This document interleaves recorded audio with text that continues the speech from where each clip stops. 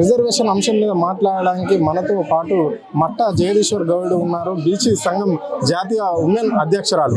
చెప్పండి మేడం, ఏంటి ఇప్పుడు ఈ రిజర్వేషన్ జరిగితే బీసీలకు ఎలాంటి న్యాయం జరుగుతుంది? బీసీలకు రిజర్వేషన్ తెలుసు, మన దేశంలో 29 రాష్ట్రాలు, 29 రాష్ట్రంలో కూడా ప్రతి చోటలా కూడా బీసీల సంఖ్య ఎక్కువ.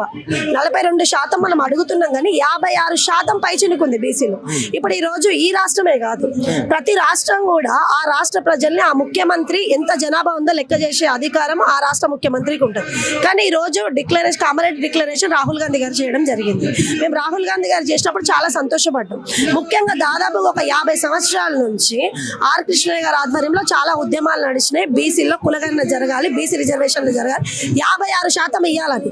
ఇప్పుడు ఈ కాంగ్రెస్ పుణ్యమా అని చెప్పి 42% ఇస్తాము, కామరెడ్డి డిక్లరేషన్ చేస్తామన్నారు. సంతోషం. మరి గౌరవ ముఖ్యమంత్రి గారిని కూడా మేము ఏం అడుగుతున్నామంటే, మీరు ఇప్పుడు స్థానిక ఎన్నికలు చేద్దాం అనుకుంటారు, సంతోషం.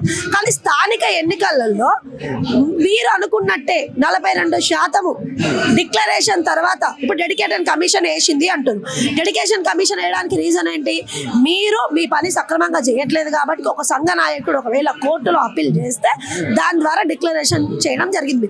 మీరు ఇదే సంస్థ, ఇప్పుడు మీరు ఎట్లాగింది మేము అడిగింది కాదు, మీరు ప్రభుత్వం అధికారంలోకి రాకముందుకే మీరు ఇచ్చినటువంటి హామీ ఏమని, మేము వచ్చిన తర్వాత బీసీలకి పెద్దపీట వేస్తాము, ఇప్పుడు 42% మీకు రిజర్వేషన్ ఇస్తామని చెప్పిన తర్వాత మీరు అధికారంలోకి రావడం జరిగింది. ఆ విషయం వచ్చిన తర్వాత దాదాపు 6 నెలలు గడిచినా కూడా మీరు ఎక్కడ కూడా కులగణన గురించి ప్రస్తావన తీసుకురాలేదు. జనాలు అడిగాడు.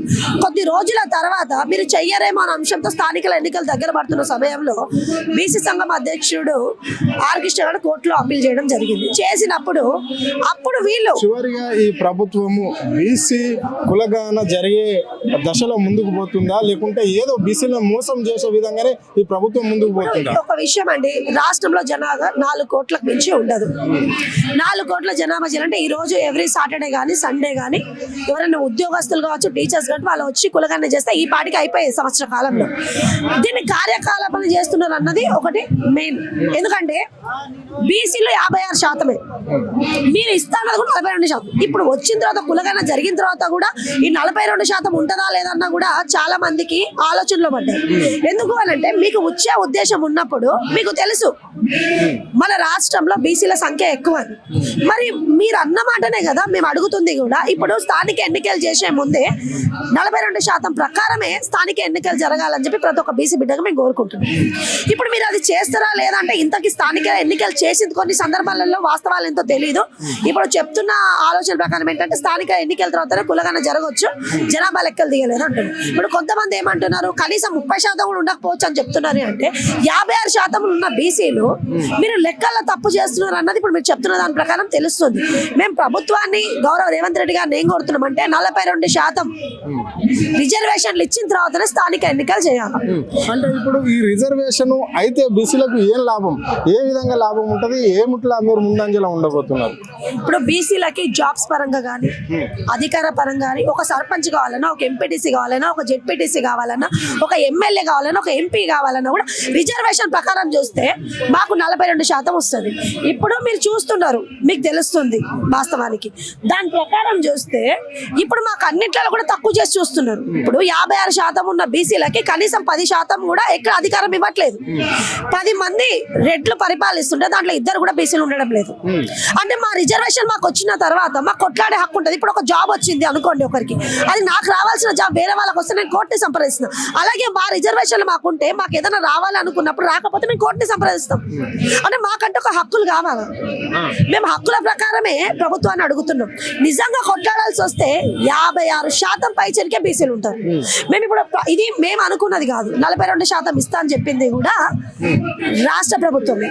గౌరవ రేవంత్ రెడ్డి గారు, రాహుల్ గాంధీ గారు చెప్పారు మేము ఇస్తున్నామని చెప్పి. ఈ మధ్యనే డెడికేషన్ కమిషన్ గురించి వేసినామని రీసెంట్గా వేసి కూడా దాదాపు 4 నెలలు, 3 నెలల నుంచి 4 నెలలు అవుతుంది.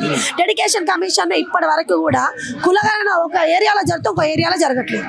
ఇప్పుడు మా ఏరియా పక్క ఏరియాలో కులగన్న గురించి సర్వే జరుగుతుంది, మా ఏరియాలో జరగలేదు. ఏంటి అంటే బయట వాళ్ళు పోస్టర్ వేస్తారు, వాళ్ళు మా ఇంటికి వచ్చింది లేదు, అడిగింది లేదు, చేసింది లేదు, కాకపోతే మా ఇంటి దగ్గర పోస్టర్ మాత్రం ఉంటుంది. అది ఎంతవరకు వస్తుంది? ఆల్రెడీ మా ఇంట్లోనే జరిగింది, పక్క ఇంట్లో జరిగింది, ఎదురింగ్ ఇంట్లో జరిగింది, మా లైన్లో అసలు జరగలేదు.